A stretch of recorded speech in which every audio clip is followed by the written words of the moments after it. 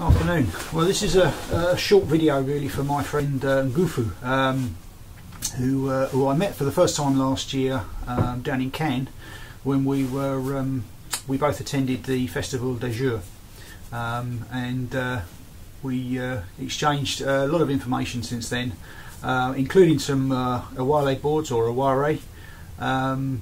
And he's asked me to do a small video on just a few differences between the boards that perhaps I make in my workshop here in England and perhaps the ones that he might get from where he's certainly obtaining them from in Cameroon. So Ngufu, this is certainly for you. It may not be of any particular intention for anyone else.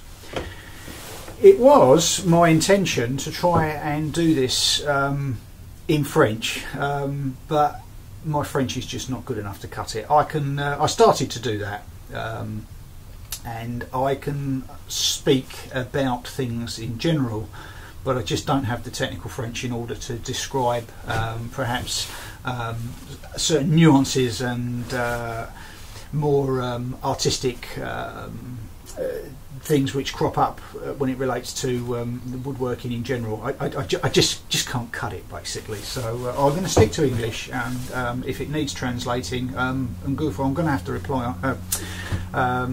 require you to step up to the mark there, because I know your English is certainly far better than my French. So here goes. Anyway, I make these Awale or Aware. Awale is the French term. Here in my workshop in England, I do use different techniques and different tools to those which are used in Africa. Obviously, a lot of tools like power saws, etc. All of my finishing is done by hand. Some of the cutting out of the boards is done. Some of the main roughing out of the pits I sometimes do by router, but it's always finished by hand. Some of it I do by hand just for the fun of it. A lot of this carving and decorative work, and certainly all of this banding around the side, I do it by hand. Quite enjoy that. It's not really practical if you're going to try and make these to make any money out of it, but I tend to do it more for the enjoyment, although if I do start to make some more, I'll probably machine up a little bit more for doing that.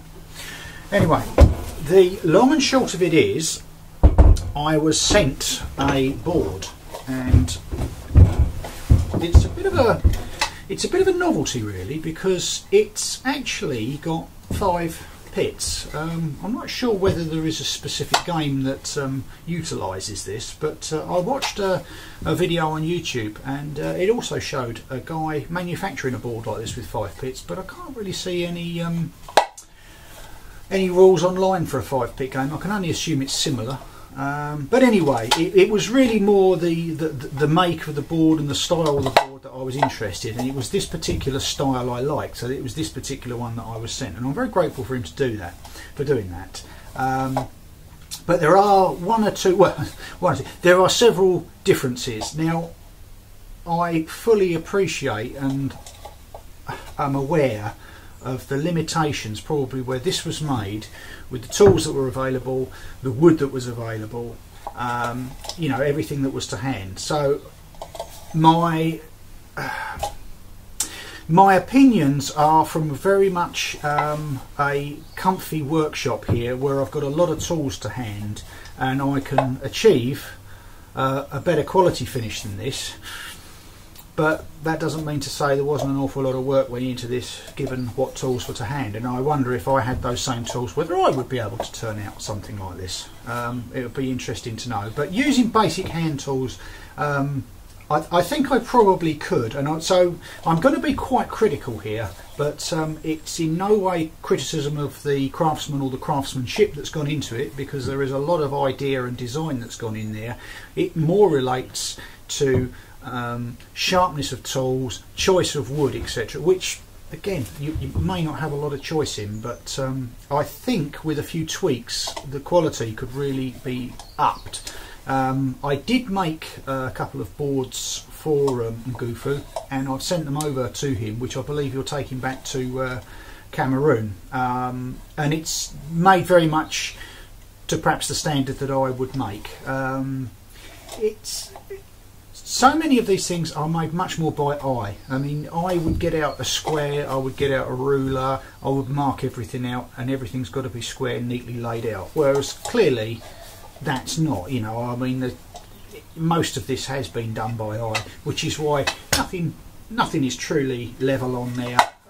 There are a lot. Let me just sort of show you some of the things. You can see the undulations in the wood. You can see some of the problems, you know, the saw marks and things. Yeah, perfectly acceptable. Maybe as a tourist piece. There is evidence of insect infestation. I noticed here, I looked at this closely, and these are actually staple marks where metal staples have been taken out of the wood. So it's obviously been repurposed from something, which I'm altogether for. I mean, most of the boards that I make are from reused wood, but I'd probably have perhaps tried to choose not to use something that I needed to fill, because I can clearly see that it's been filled here. What other things was I looking at? Where the wood's been carved, because it's not been carved flat, and because I don't believe that the tools are as sharp as they should be for wood that is this soft, there's an awful lot of grain that is actually chipped out and torn out. I'm just trying to sort of get the camera at the right angle. It looks good from a distance, but when you actually get up close to it, you realise, you know, a lot of the cuts are rough. There's a lot of gouge marks. Same with the pits. Again, I can only make some comparisons. They've been sort of roughly hewn out, but smooth they're not by any standard. And I do feel strongly that the feel of those pits is probably the most important thing of all, and it does make an awful lot of difference to the final quality of the board. Right, let me just get one of my boards up and I can show you what I mean. I mean, that is the smoothness that I would perhaps be looking for. Feels good to the hand, and it can be achieved on there, and I'm only using hand tools. It's the same as the final surface finish. You can see just how flat that is, and again, that's hand tooled. It's nothing magical there. It's just sort of some careful use of some tools. So what I've done, I've gone completely, let me just sit back down again.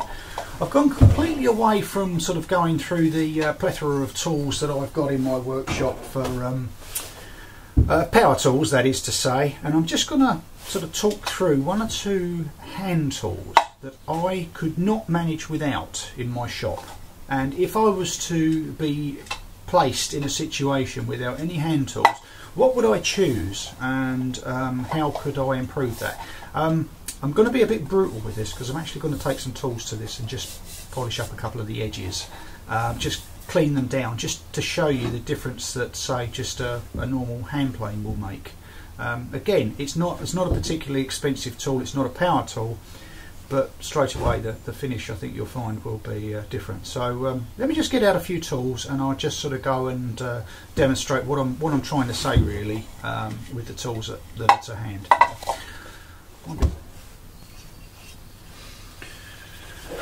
Well, tool number one, that's a little Stanley hand plane. It's what they just call a Stanley 220. It can, but well, Stanley, it doesn't matter what make you have.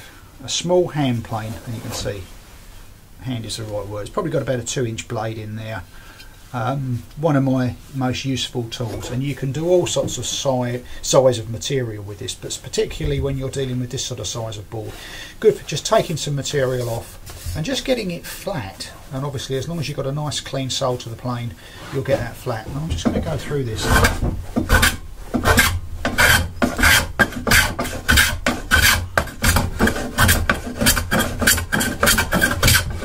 Oops, a bit loose. Straight away, what it's showing all of the high spots as they come up. And this is where you get this difference in undulation. So you can start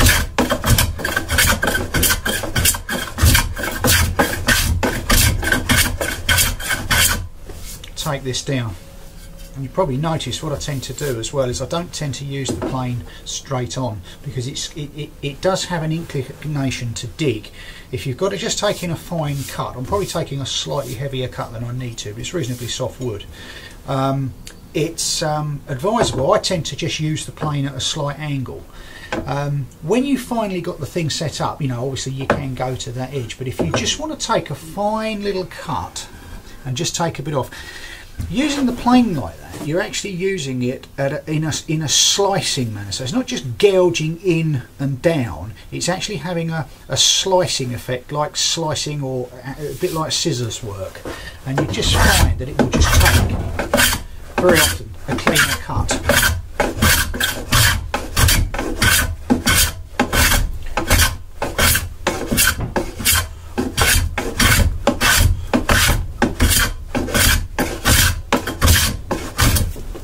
Straight away that's starting to get that flat and smooth. The only thing I have noticed is it's starting, because of the direction of the grain, it's starting to give some little rough edges there. It's just basically I need to attack it the other way around. I've normally just come the other side of the vise and work from it there, but because of the camera I'm going to come in this way.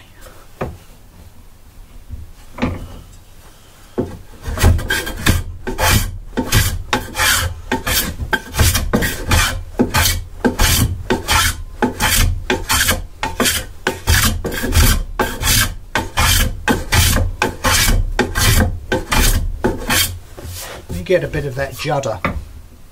Sometimes it is because, I mean, the trouble is here we've got a change in grain direction, so it's sort of where there's obviously been some sort of knot or something near this point, the grain's going up and down in one direction, so you're going to get a slightly sort of juddering motion where it changes out. And again, that's just where I'll just lightly go over, but just skew the plane a bit more. And what it will tend to do, it will just tend to take a slice rather than a great gouge out of the wood.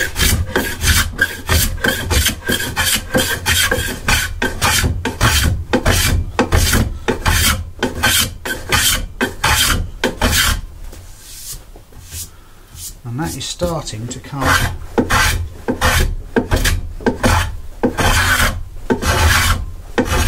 beautifully flat, and the saw marks have disappeared.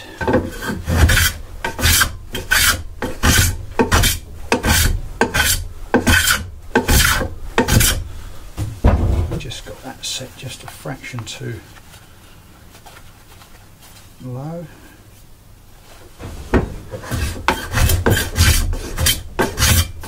Yeah.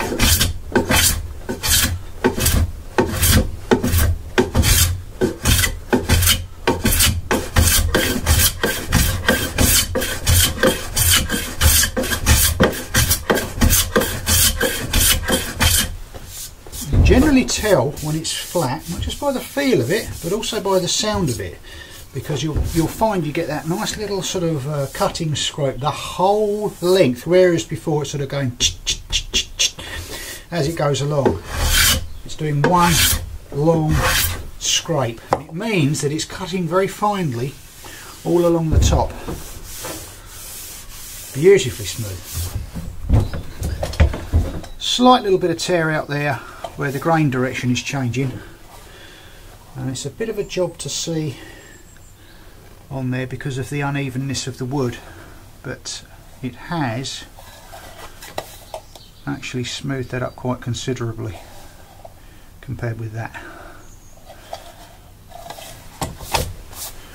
I think what we're going to do is just take the hinges out. I'm just going to have a little trim up of this side, and we'll just uncover these and we'll see these staple marks and a few of the infestation marks and see what they look like, because they don't look too clever to me. But let me just take the hinges off and then I'll clean up that side as well.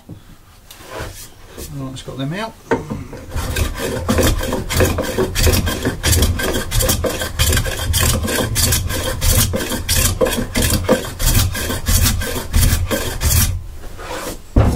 Straight away you can see these light and dark spots, and that's just where the wood is so uneven, and as I sort of get those high spots down, they start to come down, it will level off and it will take a greater cut.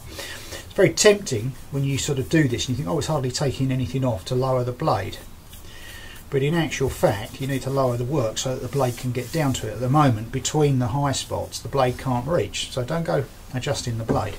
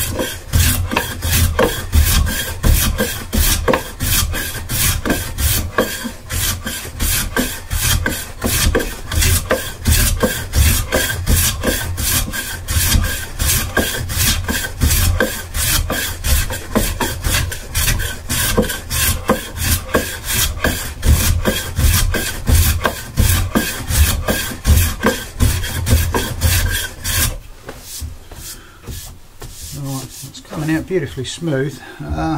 Actually, looking at that camera shot, you can't really see the problem there. Actually, I can take this apart now. There you can see the termite problem.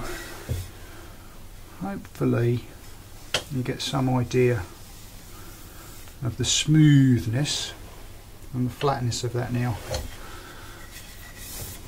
And the same on the other side.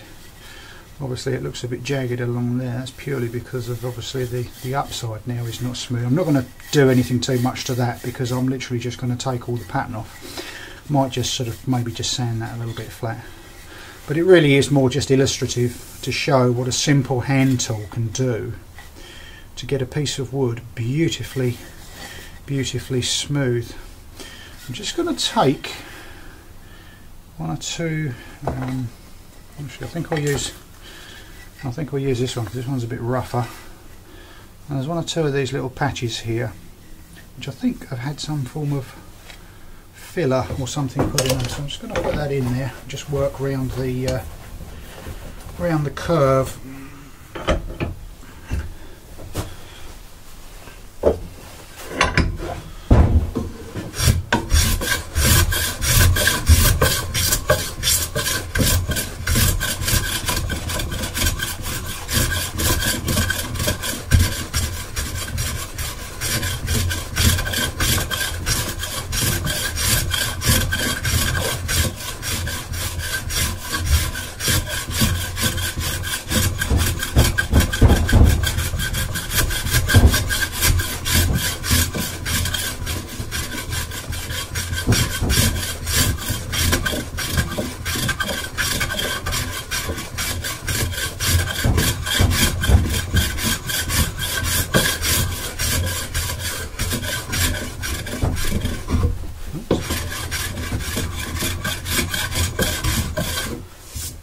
So you can just, it doesn't just have to be used for flat work, you can sort of work a curve around on it. Right, yeah, definite little staple marks there.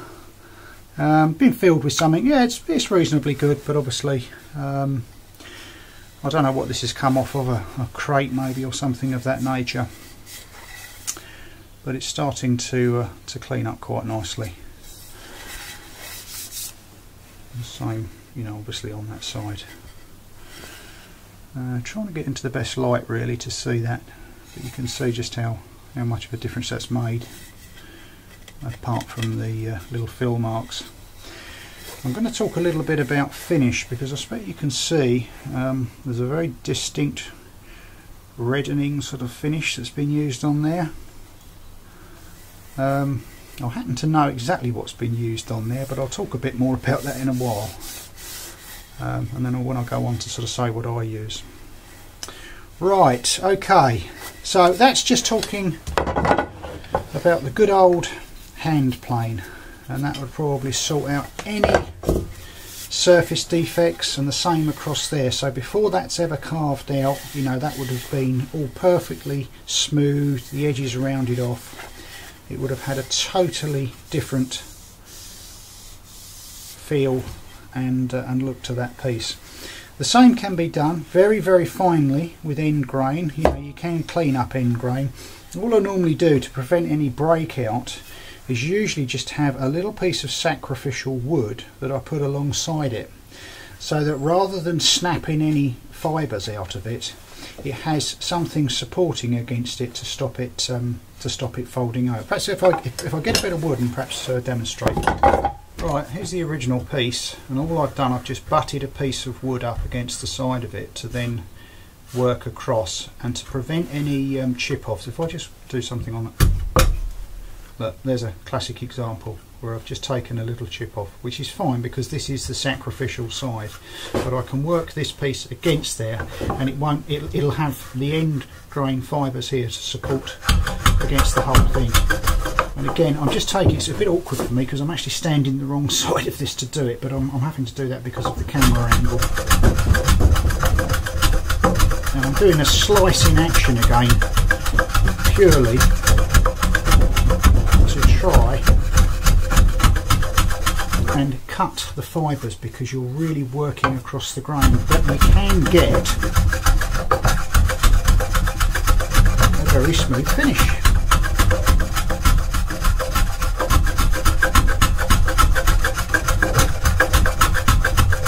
At the moment it's all working on this top edge, because this edge unfortunately is by no means square. If I was probably doing this anything other than a demonstration, I'd probably re-saw that again, because it's almost going uphill here. But it's just as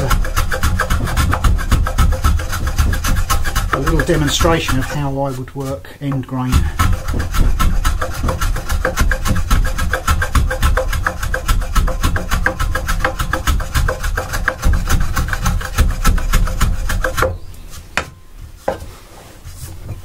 Taken off a particularly vast amount at the moment, but you can see that it's starting to work that down, and it is extremely smooth, or it's getting that way. I think you can see the difference in the end grain texture there against the light to the end grain texture there, and once that's worked, that would be smooth all the way across its face. It does make an awful lot of difference. Right, so the hand plane, tool number one, definitely. Tool number two, I think probably goes without saying, but it's any old chunk of wood really. I mean, I made that myself. It's a nice decent mallet, but yeah, couldn't do without it. But at the end of the day, any lump of wood that you can bash a chisel with, that's going to be fine. So I won't really include that in my list, because I think you could find something somewhere to do that. Now the chisels, I think a straight gouge, let me just find one. I don't think that really needs too much introduction. I've got a selection of my chisels here, and I've got quite a few. And there is just a normal straight gouge, and I'd obviously normally use that for taking out the you know, the bulk of the material. And as you can see, it's a gouge, it's straight, hence straight gouge. And this one is an old Isaac Greaves gouge. Goodness knows how many years old it is. Very old, and it was in very poor condition when I got it, second hand I might add. And I think I bought it off of eBay. Probably paid about £15 or £20 for it. £15 or £20, very well spent.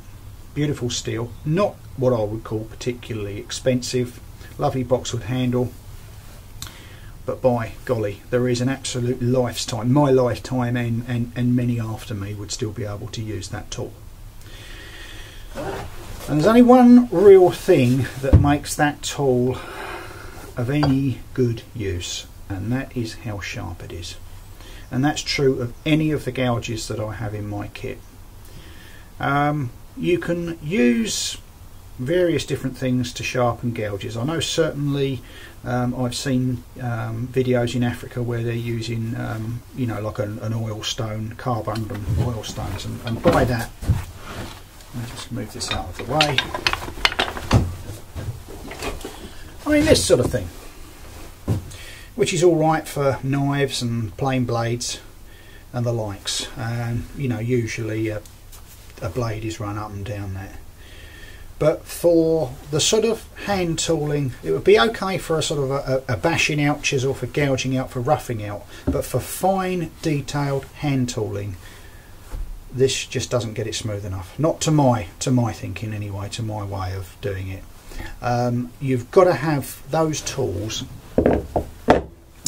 Here's one that I use for smoothing the inside of the bowls, and this is an old Ashley Isles chisel, some years old, not as old as the Isaac Greaves that I've just shown you, but it's some years old, decent size, curved gouge, beautiful edge on it.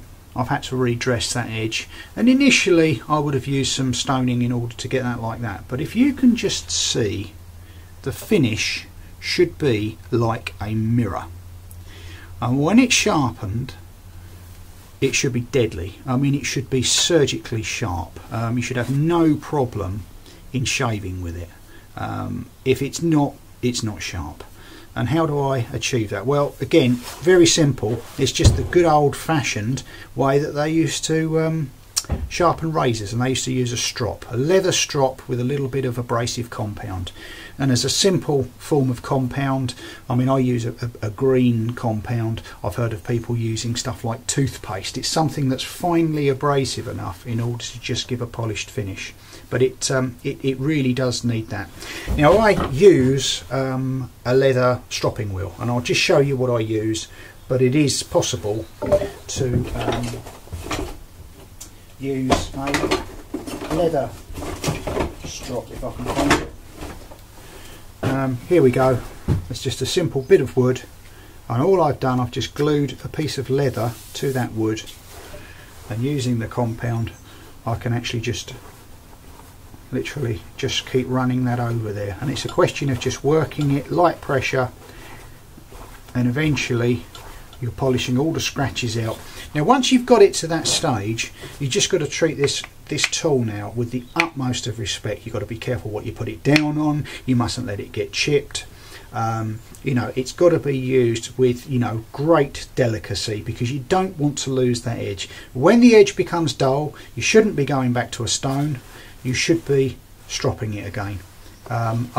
You can use a strop like this. This is what I would take out and about, and if I was out away from power, I would use this. What I actually use is a wheel.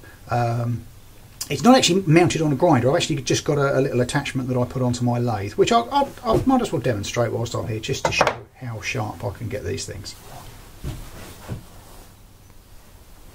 Okay, so this is exactly the same thing as we had with the strop that I was using, or just demonstrating just a second ago. It's a leather belt, and I've literally glued it to a wooden blank, and I've just mounted that in my lathe. I've got motor control on that. So this is just like a polishing compound, chalky sort of compound.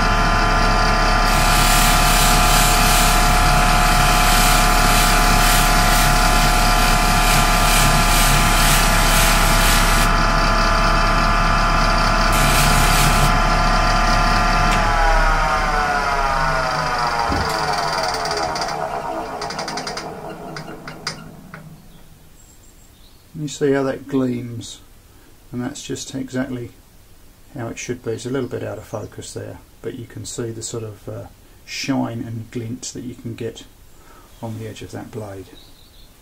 Now,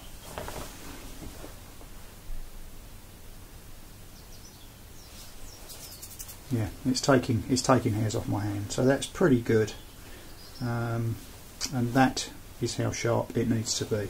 But it can be done with just a simple razor strop. It doesn't have to be by this method. Right, well, looking at these pits here, this is the sort of stage that I would get to a pit on one of my boards if I was actually roughing the thing out. It's still really quite rough inside, although it's had a little bit of burnishing and polishing up. It's just not quite good enough. So what I've done, I've just got one of my gouges. I'm just going to give this a little bit of a dressing up, just so that perhaps you can see the difference. And it literally is. It's because it's quite a wide gouge. It's going to find a lot of the high spots, and it will find those first. So you know, the initial cuts seem to be a little on the bitty side. Now I need to be very careful in order that I change direction so that I don't start lifting the grain from the wrong angle.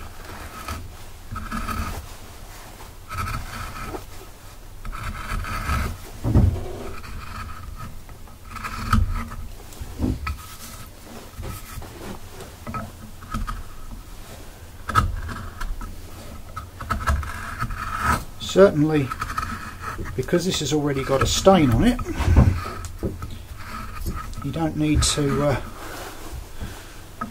look too far to see where you've got and where you haven't.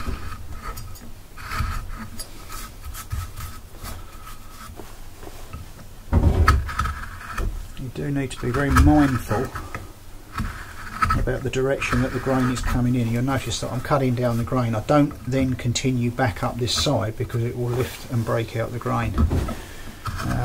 I'm also trying to be a little bit mindful of the camera, which is not easy because I like to work my way around these things.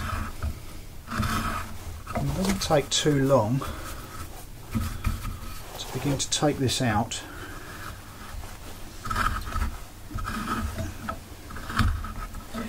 Again, I do very often sand or abrade my work afterwards, but if you do it neatly and just take your time, you don't actually need to do that much of it. So let's just get in my way.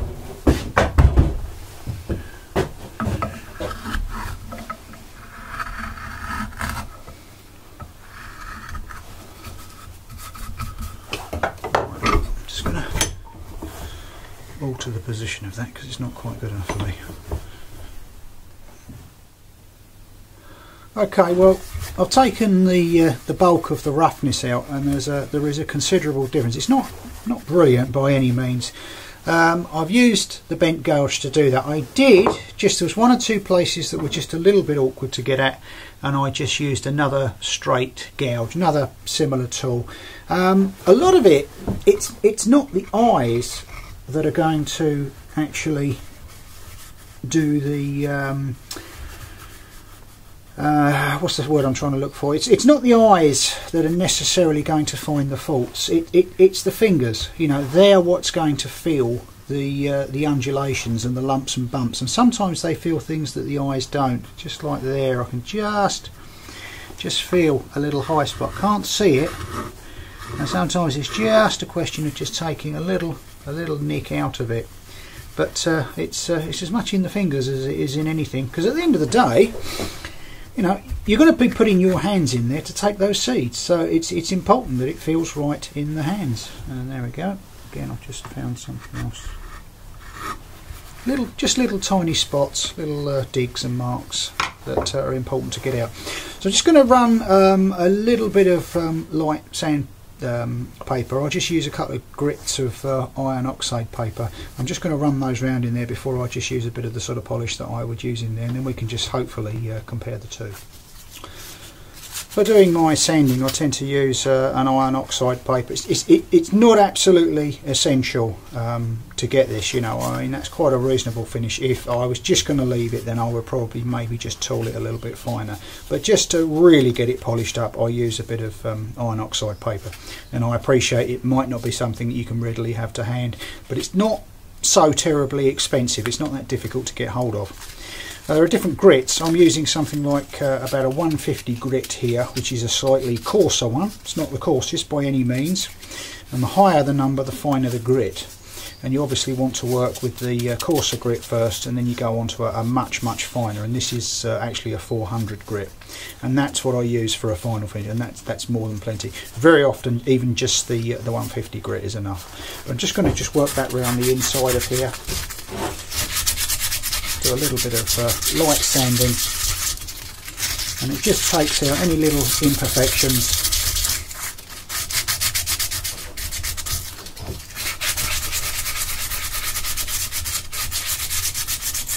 And basically, when you're sanding, what you're actually doing is putting scratches in, but each time it takes a little bit of material down. So you put scratches into the wood with a piece of 150 grit, and then you use another piece of abrasive to put some to take those out, but put some finer scratches in, and eventually, even when you're using the highest quality of polishes, you know, if you put it under a microscope, it scratches, but you're trying to achieve wearing the surface down with scratches that you can't see. So in effect, you do, you know, you can see some dust coming off of there. You are taking material off, but you're putting scratches in, and you can almost still see them with this paper. And if you can see them and you can feel them, then just go down a grade. But in actual fact, with this 150, it's very nearly enough.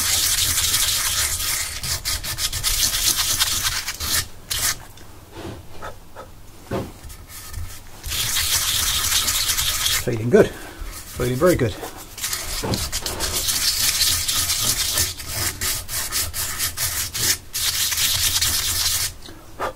Right, okay. I would probably spend a little bit more time with this, but I'll go through it quickly. Now, just as a final polish, again, you know, there's dust coming off. Obviously, it's taking something off and working the bigger scratches out and putting some even finer ones in. But they're the sort of fineness that you can't see.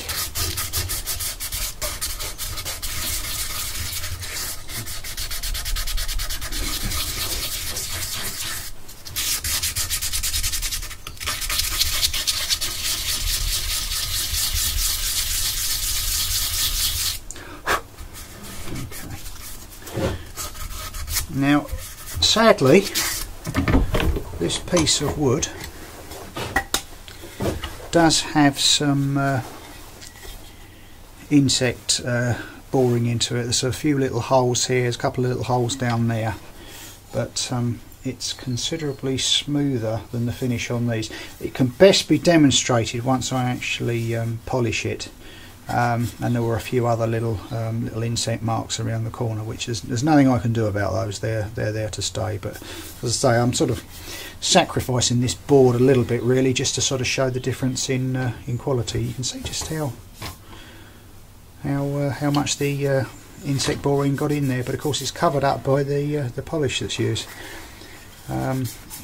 I was going to explain that polish. In fact, I think I'll go on to do that now. I've got that out to a reasonable stage anyway. Let me just take a bit more of that out. Let's find a clean bit. Again, it's done by feel. A little bit lumpy in places, but good enough for the purposes of this video.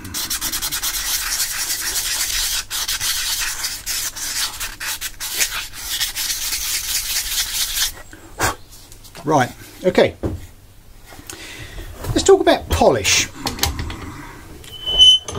You may or may not recognise this colour.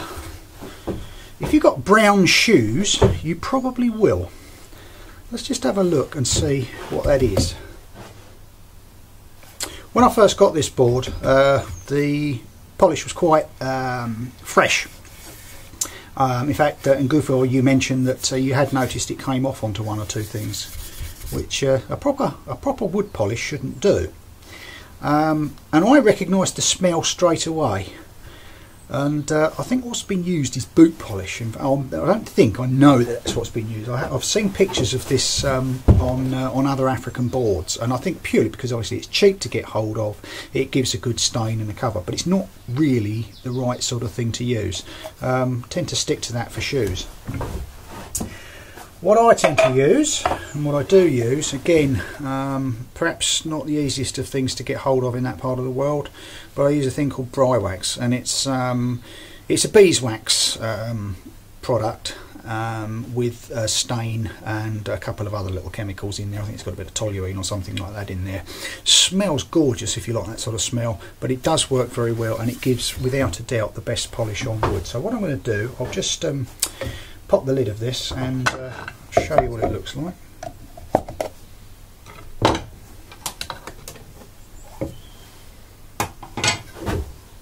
Lovely, lovely stuff. Smells lovely. Let me just put a little bit of this on there with a cloth. Doesn't need that much. Just going to work that round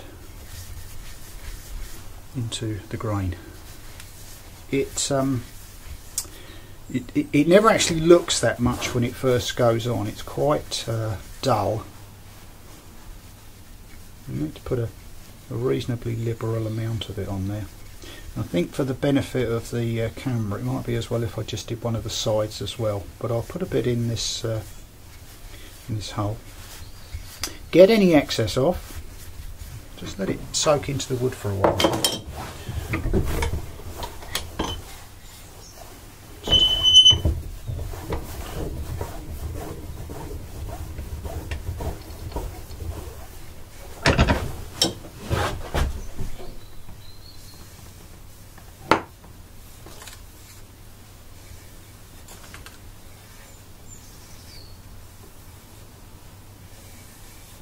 Despite that being a cheap bit of wood,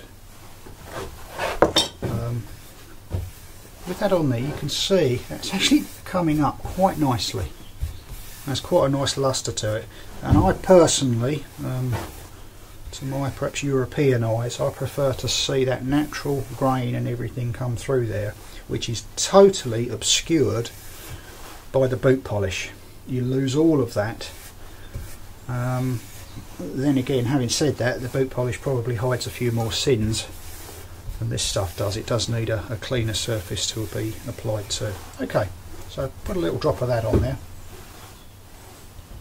Let's just put the lid back on that for now.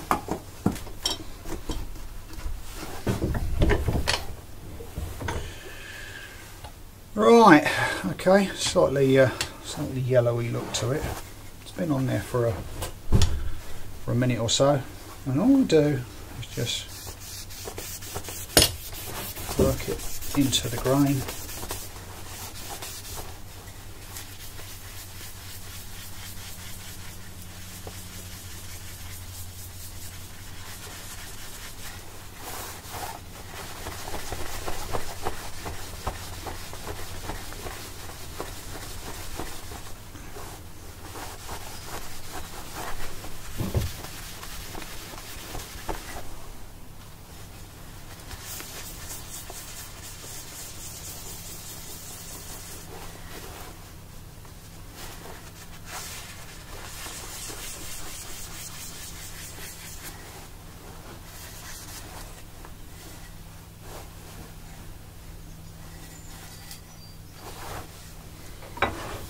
Now, I'm not sure quite whether you can see this on the camera. I might just move the camera and perhaps get into a better lighted position to see this.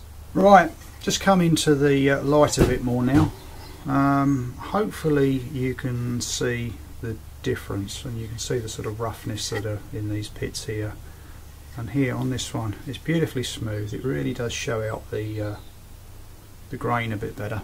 And the same should be true of the side. Okay, get a bit of a nice light glint off of the side grain, and you can see the wood. You know, to me that's quite important, the aesthetic look of it. You see the old original red stain, but it's just taken out a lot of the tool marks. I think you can sort of see the way the light follows around on the inside. Hopefully you can see the difference that's there. And the feel is incredibly different. A lot of insect boring into that wood. If that was me, I certainly wouldn't be using that piece of wood. I'm not sure if it's, I just hope it's dead. Might want to just treat that with something before I put that back on my shelf. Actually, I hadn't quite realised just how bad that was. But anyway, a little bit. Oops, I'm going to just talk a little bit about the V carving there. But again, a lot of it is just down to the flatness, to the sharpness of the tool. It's brought up a lot of grain. It really has dragged up the grain, something terrible on here, and you've got a lot of this chipping out that I mentioned before. It really is quite grim in places. So just going to we'll just go through that, and there's another view of it. Actually, I didn't realise by getting up a bit closer you could see the actual difference. We'll just go through the tool that I use for that and just how to get that sharper. So what would I use to do the V carving on this piece? Well, oh gosh, let me just put it down. It is a short V carving gouge.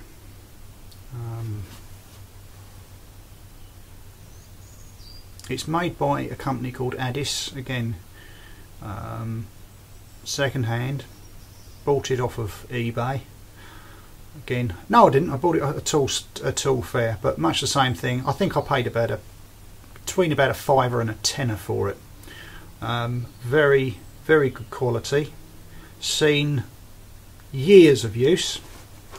Treated well, it will see my lifetime out, and hopefully one or two people after me. It is an English tool, but it's not terribly expensive to get hold of. As I said, the tools that I've just gone through here, the gouges, etc. To do what I've been doing here in the workshop with those bits and pieces, you probably only got about 40 or 50 quid's worth of tools, which is not, well, to my mind, terribly expensive. Maybe you'll think different. If you've got the skills to use them, it's amazing what you can achieve. And again, if you can just see that end, it's mirror-like. It's surgically sharp almost. And again, to sharpen that, all I use is just the leather strop. I'm literally just hone it against that, and you just get it again until it's razor sharp. Do some cutting with it, sharpen it again, do some sharpening and bring it back to its mirror finish. It's well worth just taking the time. It does a bit of work, and then just polish it back again. If you get a nick out of it, or you hit something, if you find that, heaven forbid, you drop it and it goes on the deck, you're probably going to have to regrind that again, and it's where you probably need the oil stone in order to just flatten back the edge. But the oil stone itself, in my opinion, will not get it sharp enough. One of these carbonum stones, I just do with it. I had it here just a minute ago. It's escaped. Here it is. One of these, which I'd need to perhaps dress that with if I damage the edge of it, but it would be a long time before I needed to put this back on that stone. Hopefully most of the sharpening would be done with this, until at such times it just becomes so dull that then you need to sort of just give it a retouch. But it should really extend the life. But looking after the tools, really, they don't just want to be scattered into a bag where they can all clash against each other. They need to go into a roll or some sort of box where they don't, where the edges don't meet, or certainly the cutting edges don't meet. And it should be razor sharp. It's quite a dangerous little tool if it gets into the wrong hands, but it should be sharp enough that you could actually shave with it. I don't tend to use it too much by hand. You can use it as a hand gouge, but I find that I get far more control of it if I'm actually using it with a mallet. just set a piece up in. Okay, just set the edge of the board up here. All I've done, I've just literally hand drawn a couple of pencil lines along there, and I've just done almost like a rushwork sort of weave. And again, it's just a question of using the chisel and just taking the angle that it's at, and I'm just working out the pencil lines. And if it's done correctly,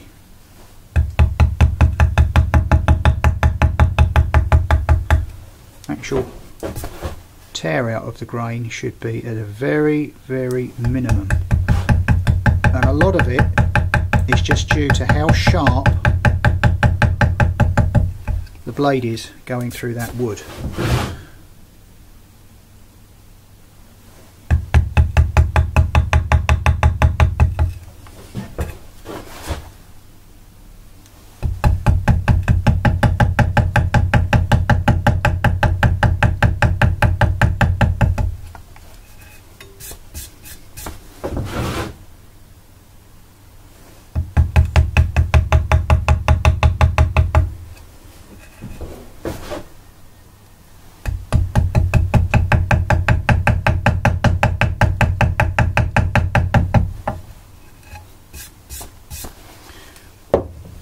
I don't know whether you can see, but the lines are all quite neat. Haven't finished brilliant at the ends. Normally what I would do is run a little tram line up there, but hopefully you can see there's no real grain, moved in the voice, there's no real sort of end grain tear out on the wood there, which is vital. And if I did start to notice that happening, again, a lot of it can be down to the wood, but it's just how sharp that tool is, and you should get that sort of crisp, clean marking, as opposed to the very much more sort of jagged marking that you know, you're getting here, where it's actually lifting little bits of the grain and actually popping little pieces out. You know, it should be a lot cleaner, as hopefully you can see in that. Okay, so I'm back to where I started really. There's one of my boards. As I say, nearly everything that I just sort of went through in that video I did on this board with those very same tools. As I say, there were one or two exceptions where I'm using a power saw to actually initially cut this out. I think the end pits I initially took out with a router, but they didn't need to be. You know, I could do that with the hand chisel. It's really a question of speed. Now, one of the things that I am very mindful of in what I've just done with that board, it's the amount of time that I took for it. If I was doing that as to earn a wage, I would just have to speed that up somewhat considerably. And again, that's one of the reasons why sometimes the boards are not to the highest standard of finish, because you just can't spend that amount of time. But I'm running a very critical eye over what I was given, and it's done, you know, hopefully you appreciate it's done with the greatest of respect to, you know, the craftsmen that make it. It's just my own criticisms of it and perhaps how I would do it differently, but I couldn't sort of do that on a mass production. I probably couldn't turn that out anywhere as quick and to the quality that it was turned out as the guy who made that. So, you know, I do want to stress that I'm not knocking it for knocking its sakes. It's hopefully constructive criticism, and it's taken in that spirit. It's just with the tools perhaps that I have at hand in my very English workshop shed, as I like to think of it. So what tools would I absolutely not do without? Okay, went through the hand plane. Lovely little tool, you know, again, well made, lasts a lifetime. Gives you just that flat finish that you can, you know, mark out. Everything from that point on becomes easy to work out because you've got nice square edges to work to. When you're chiseling it out, you haven't got undulations to change for, so, you know, if you're going to use a gouge to do any marking or whatever, any decoration, it's a lot easier if you're actually starting with a flat and smooth canvas. The good old mallet, but again, we said can't really count that as a tool. Essential as it is, any old bit of wood to do that, really, just to sort of bash a chisel. Several gouges, but if I had to pick one that I would just need to use, it would be my trusty curved gouge. It really is the most useful tool probably in my kit, and again it probably needs to be treated with the greatest of respect. To make a board I wouldn't necessarily need this, but if I'm doing any decorative work, the simple V gouge. I know a lot of this decoration that's done on a lot of these boards. I've seen it done, again I haven't had first-hand experience, maybe one day, but at the moment I've seen it all done, you know, with a knife, so it's sort of knife cut and then cut the other way, whereas I would tend to use a V gouge. But again, sharpness I cannot stress enough. So they're probably the three tools that I would do without. It leads on to other ancillaries, you know, the fact to sharpen it I use a leather strop. I mean, I went to a charity shop and bought an old leather belt and stuck that to a piece of wood. You know, there's your leather stropping tool. It wasn't expensive. The wax that I use is a finishing wax. I shy away from boot polish. It's probably one of the more expensive things you have to buy, because obviously it's something you've got to keep buying. You know, once you've bought your tools, you've got your tools for the rest of your life. This stuff, you use it and it wears out, you know, or you use it up. But it does make an awful lot of difference to the final finish of the wood. Obviously I think it's probably the best way to treat the wood for the longevity of the wood. What else do we use? Oh yes, I went through some aluminium oxide paper. Not essential. It will bring out, if you're using then a wax on it, it will bring out the beauty of the wood. You know, the better craftsman will be able to get as good a finish with the tool as he can with a piece of sandpaper, and I mean that's certainly true when you speak to a lot of people who do wood turning. They'll try and get the best finish they can off the tool and use the minimum amount of sanding, but it does just enhance it if you can get it down to a fine finish with a good bit of what I use an iron oxide paper. It really brings out that lustre and the sheen. But I suppose it's an optional extra, but I would probably sooner bring a bit of that into my it's almost getting like desert island discs this now, but if I was on a desert island, I think I'll probably be bringing a bit of aluminium oxide paper just to do some final finishing over perhaps several other tools. But the plane and the two gouges I wouldn't be without. I do use, as I showed in the video, I do use a straight gouge quite considerably. Again, it's sometimes you need a different shape of gouge purely to reach into a recess, but the curved gouge, it's better if I show you on the larger bowl. Sometimes you've actually got to have the blade at a flatter angle, and the only way you can do that is actually getting in there with a curved gouge, because it gives you a different angle of attack. If you go in with a straight gouge, it's got a deep angle of attack. You've got to actually try and break up the grain, which the curved gouge prevents you doing. I don't think there's anything else I can say. I hope, Ngufu, that's been useful to you, something that perhaps you can show your guys. As I say, it's done with the greatest of respect to anything they do. It's just not saying that mine is the best way. It's just the way that I do it. So hopefully that's all clear. I just want to say thank you very much indeed for watching, and hopefully we will continue to converse quite a lot. I'm sure maybe one or two other people will have watched this as well. I'm sorry if you've had to plough your way through it and you're thinking, well, what was that all about? But it really was more meant for Ngufu and his fellow countrymen in Cameroon. Anyway, all the best, and see you again soon.